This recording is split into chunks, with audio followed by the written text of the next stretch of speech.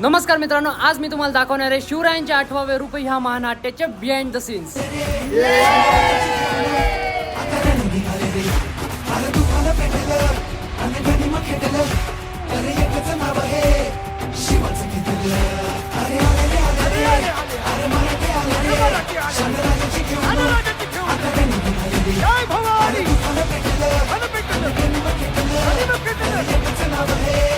शिवाचं घेतलं